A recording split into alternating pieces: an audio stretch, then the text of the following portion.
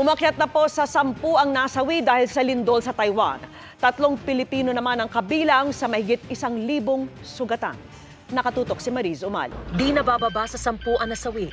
Mahigit 1,000 naman ang naitatalang sugatan. Kabilang ang 3 Pilipino. Ang unang 2 dinala sa ospital pero na-discharge na rin. One had head injury, parang may debris na kisame na tumama. It's a minor head injury. The other one, her 2 hands slammed into a door, so nagkaroon ng swollen hands siya, but okay na. She was hospitalized but also discharged. Ang ikatlo naman na hinimatay nung lindol ay si Christine Gumahin na natuntun ko habang nakakonfine sa ospital. Inatake siya ng mild stroke sa tindi raw ng nerbiyos at takot na matrap sa pinapasukang pabrika. Ate, nilagay ko ako makahinga. So, natumba na ako. Sabi ko, Lord, ito na ito na katapusan ko.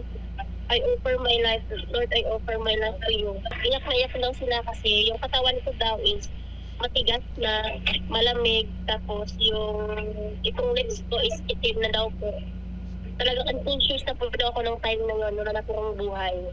Kasi yung dun sa monitor daw yata, nakita nila na straight na siya. Na-revive lang daw siya ng mga doktor na malaking advance na regalo raw, lalo't kaarawan niya ngayon. Happy birthday, happy birthday, happy birthday to you. Iyon pa siya, mama.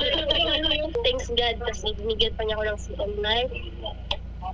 So, sabihin sa akin, himala talaga nangyari sa akin. Lahat ng 3 biktimang OFW ay makatatanggap ng Action Fund Assistance na nagkakahalaga ng 30,000 pesos.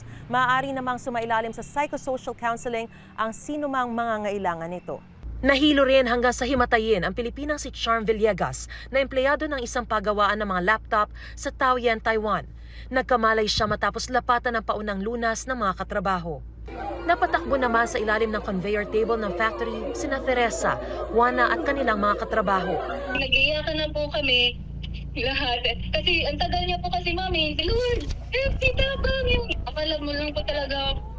Ito lang po talaga na katapusan na po talaga namin. Bigla ako naisip na kumuha ng video kasi nga, in case na ano man mangyari sa amin, may makikita sila sa amin kung ano nangyari sa amin. Dala ko yung mga passport ko, mga requirements. Emergency, ma'am, kasi hindi po namin alam kung anong mangyari ulit.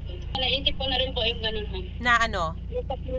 Na umuwi ng Pinas, ma'am, pero sa ngayon, ma'am, siyempre wala pa rin po ipon.